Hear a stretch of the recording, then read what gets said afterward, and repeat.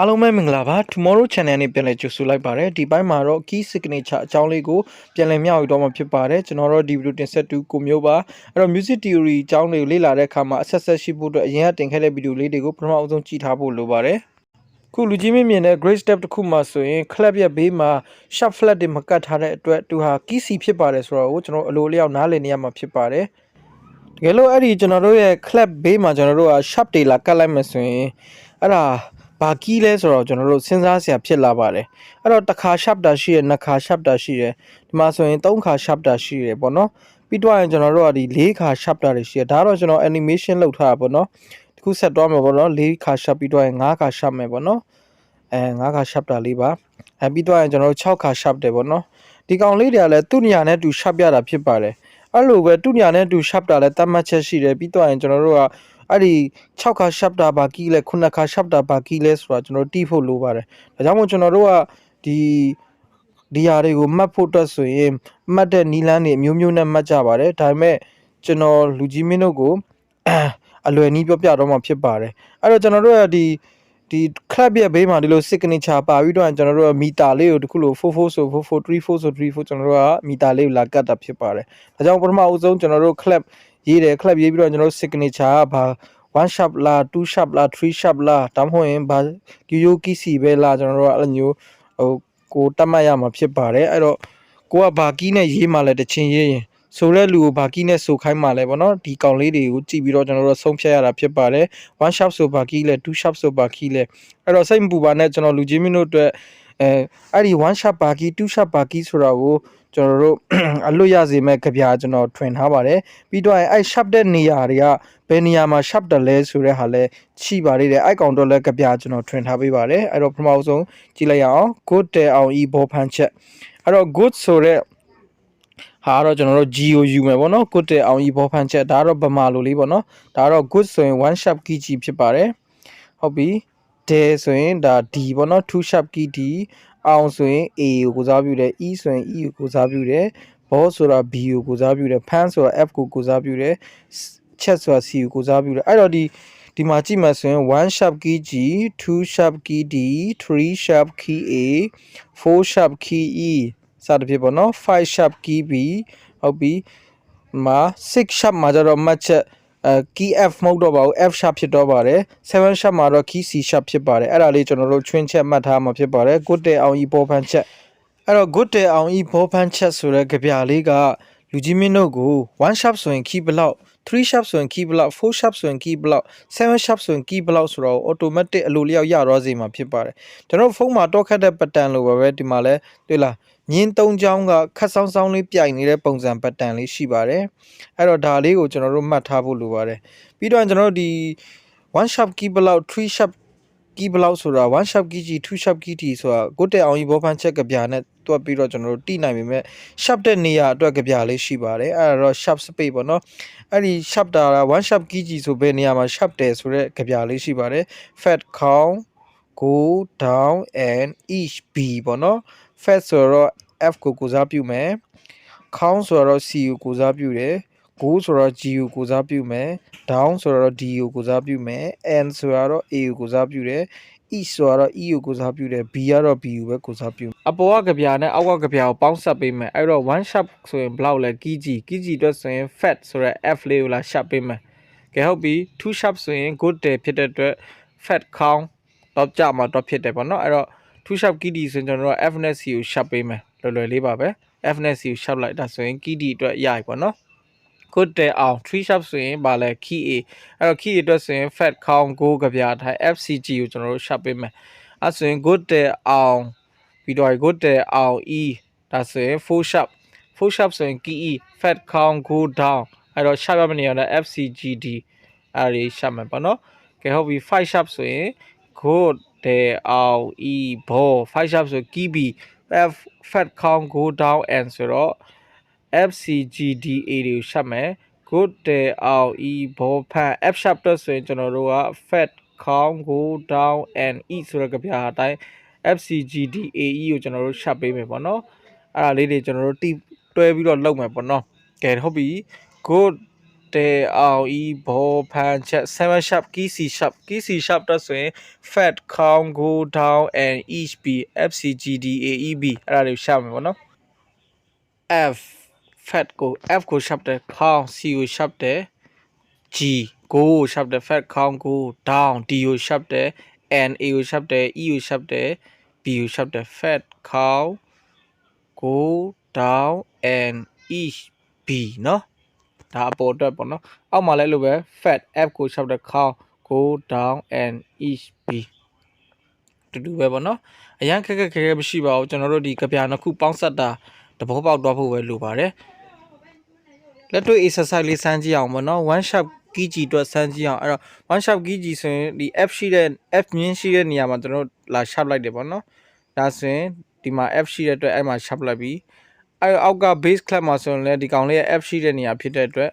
အဲဒီမှာ sharp လာပြီဒါဆိုရင် one sharp key ကြည့်အတွက်ပြီးသွားပြီပေါ့နော်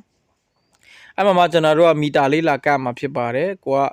ဒီမီတာကိုဒီ signature ဘေးမှာလာကတ်တယ်ဆိုတာလဲကျွန်တော်တို့တည်သွားပြီပေါ့နော်ကဲဟုတ်ပြီနောက်တစ်ခုတွားမယ်ပေါ့နော်ကဲဒီတစ်ခါကျွန်တော်တို့ဘယ်လောက် sharp တွားချင်လဲကဲဟုတ်ပြီ3 sharp လေးတွားချင်တယ်ဆိုရင်အဲ့တော့ fat count go အဲ့တော့ one sharp key ကြည့် good တဲ့အောင်အဲ့တော့ fat count go ဆိုတော့ကျွန်တော်တို့က f ကိုပထမအဆုံးစရှပ်မယ်အဲ့တော့ f ကိုရှောက်လိုက်ပြီ count ဆိုတော့ကျွန်တော် f a c အဲဒီမှာရှပ်မယ်ဟုတ်ပြီ fat count go ဆိုတော့ f ရဲ့အပေါ်မှာ g ရှိတာဖြစ်တဲ့အတွက်ဘာမှမစဉ်းစားတော့ဘူးဒါ g ဒါဆို fat count go ဒါ3 sharp တော့ကျွန်တော်ပြီးသွားပြီပေါ့နော်အောက်မှာဆိုရင်လည်းဒီမှာ f ကဒီနေရာမှာရှိရဖြစ်တဲ့အတွက် f အဲ့တော့ all count အဲဒီကောင်က c ဟုတ်ပြီအဲ့တော့ go က f ရဲ့အပေါ်မှာ g ရှိရဖြစ်တဲ့အတွက်ဒီကနေစဉ်းစားမှဆိုရင်လည်းရတယ်ဗောနော်မှာ all count each grad ဟုတ်လား all count each grad အဲ့မှာဗောနော်ဒါဆိုရင်3 sharp တော့ပြီးသွားပြီဗောနော်အဲ့မှာကျွန်တော်တို့က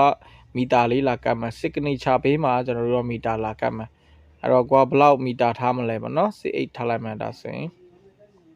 အဲ့တော့ဒါတော့ exercise လေးလက်တွေ့စပြတာဖြစ်ပါတယ်အဲ့တော့ဒီနီလန်တိုင်း exercise ပေါင်းများစွာကိုလုပ်သွားလို့ရပါတယ်အဲ့တော့ပိုရတော့အောင်လို့နောက်ထပ်5 sharp လေးတွားကြည့်အောင်5 sharp ကဘာ key လဲတီးချင်အဲ့တော့ good တဲ့အောင် e ball အဲ့တော့5 sharp key b ဟုတ်ပြီ key b တော့ဆိုရင် sharp ရမယ့်နေရာတွေက fat count go down and ဟုတ်ပြီအဲ့တော့ f ကိုပထမအဆုံးစ sharp မှာဆိုတော့ f ရှိတဲ့နေရာဒီနေရာလေးမှာဟုတ်ပြီအဲ့တော့ FACE ဆိုတော့ဒီမှာ C ရှိတယ်ကဲဟုတ်ပြီဒီမှာ G ရှိတယ်ဟုတ်ပြီ every good boy does ဆိုတာ D ဟုတ်ပြီ fat count go down and ဘောနော်ဒါကတော့ A ဟုတ်ပြီ and ဆိုတော့ A ဟုတ်ပြီအဲ့တော့ကျွန်တော်တို့ 5 sharp ပြီးတော့ပြီဘောနော် fat count အဲ့တော့ all count ဆိုတော့ဒီကောင်က C fat count go ဆိုတော့ဒီကောင်က G green button ဆိုတော့ဒီကောင်က D ပေါ့နော်အဲ့တော့ fat count go down and ဒီကောင်က A ဟုတ်ပြီဒါဆိုရင်ကျွန်တော်တို့5 sharp အတွက်ရေးထုတ်လိုက်ပြီပေါ့နော် key signature ရေးကတ်လိုက်ပြီအဲ့မှာမီတာလေးလာကတ်လိုက်မယ်ဒီမှာတော့ဘယ်လောက်မီတာထားမလဲပေါ့နော်အဲ့တော့ကိုထားချင်တဲ့မီတာကိုရေးလိုက်မယ်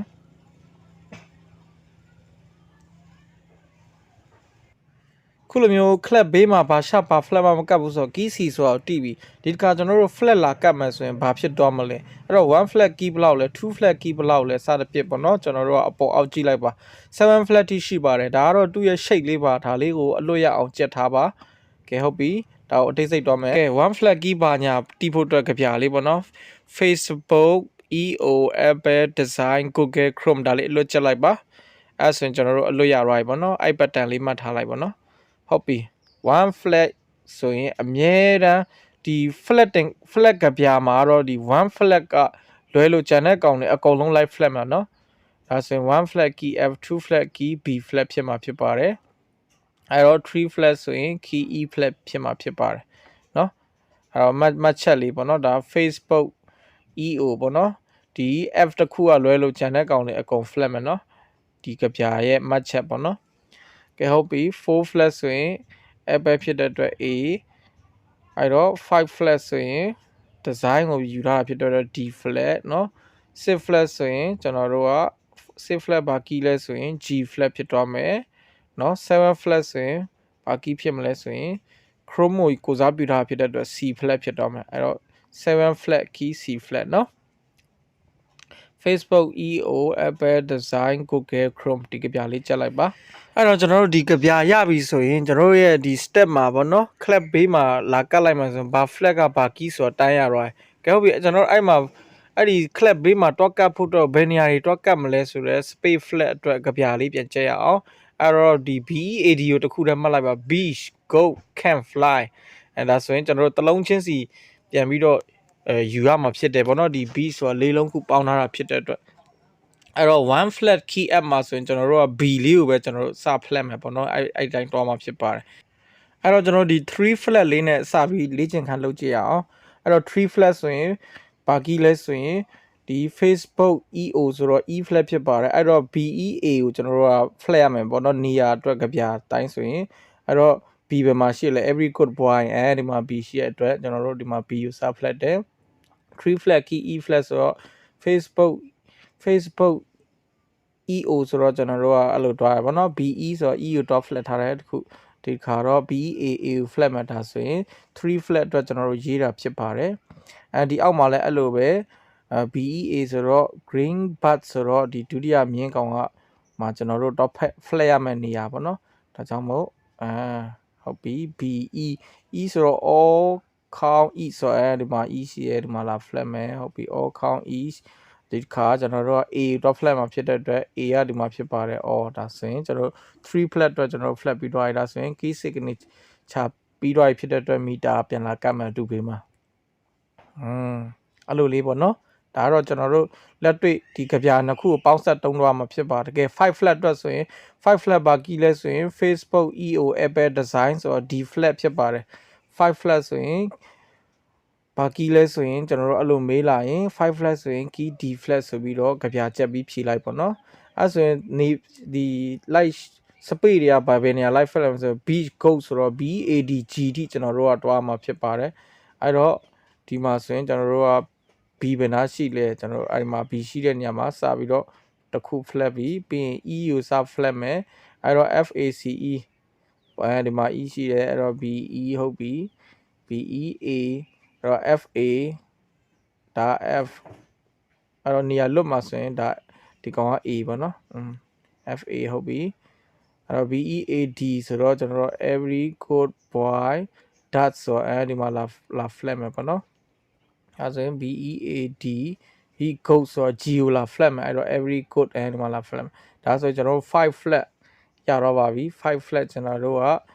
key ဘာ key လဲဆိုရင် D flat key ဖြစ်ပါတယ်အဲ့တော့ဒီအောက်မှာလည်းအဲ့လိုပဲပြန် dot flat မယ်B မှာ dot flat မယ်ပြီးတော့ all count E ဆိုတော့ဟိုအပေါ်မှာ E ရှိရယ်E all count E ဆိုတော့ဟုတ်ပြီ BA ဆိုတော့ all ကဒီမှာရှိတာဖြစ်တဲ့အတွက်ကျွန်တော်ဒီမှာလုပ်မယ်ဟုတ်ပြီ BAD ဆိုတော့ green bud down ဆိုတော့အပေါ်ကခလဲမြင်းက D ဖြစ်ပါတယ်ဒါကြောင့်မို့ကျွန်တော်တို့ခလဲမြင်းဒီလုပ်တယ်ဟုတ်ပြီgreen bus ဆိုတော့လာချင်းမြင်းက G ဖြစ်တာဖြစ်တဲ့အတွက်ကျွန်တော်တို့ကဒီမှာပဲလာပြီးတော့ flat လိုက်မယ်ဒါဆိုရင်5 flat ကိုကျွန်တော်ရေးလိုက်ပြီပေါ့နော်5 flat ဆိုရင် key D flat ဖြစ်ပါတယ် Facebook EO Apple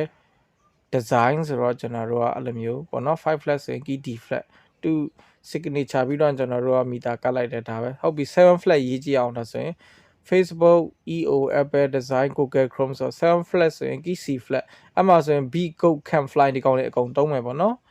အဲ့ဆိုရင်ကျွန်တော်တို့ကပထမအဦးဆုံးဒီမှာပါလာမလဲဆိုရင် every code point ဆိုတော့ဟုတ်ပြီခလဲမြင်းက B ရှိတယ် BE ဆိုတော့ FACE နေရာလွတ်4နံပါတ်4ကောင်က E ဖြစ်တယ်အဲ့တော့ BA နေရာလွတ်နံပါတ်2ကကျတော့ A ဖြစ်တယ် BEAD ဆိုတော့ green every code point dash ဆိုတော့ကျွန်တော်တို့မြင်းနံပါတ်4က D ဖြစ်တယ်အဲ့တော့ BEAD ပြီးသွားပြီ beach code လာမယ်ဆိုတော့နံပါတ်2မြင်းက G ဖြစ်တယ်ဟုတ်ပြီဟုတ်ပြီ beach code can ဆိုတော့ C ဆိုတော့ FAC နေရာလွတ်နံပါတ်3က C ဖြစ်တယ်ကဲဟုတ်ပြီbeach code can fly ဆိုတော့ F ကကျွန်တော်တို့ဒီမှာလာချင်းနေရာလွတ်နံပါတ်1ခုဖြစ်ပါတယ်ဒါဆိုရင်ကျွန်တော်တို့7 flag ကိုအပေါ်မှာဆွဲပြီးတော့ပြီပေါ့နော်အောက်မှာပြန်ဆွဲကြည့်အောင်အဲ့လိုပဲကျွန်တော်တို့ကဒီမှာ B ရှိတဲ့နေရာမှာစပြီးတော့ဆွဲတယ်ပြီးရင် E ရှိတဲ့နေရာရှာမယ် all count E ဟုတ်ပြီ all count E ဟုတ်ပြီအဲ့တော့ BEA ဆိုတော့ all ဒီကောင်က A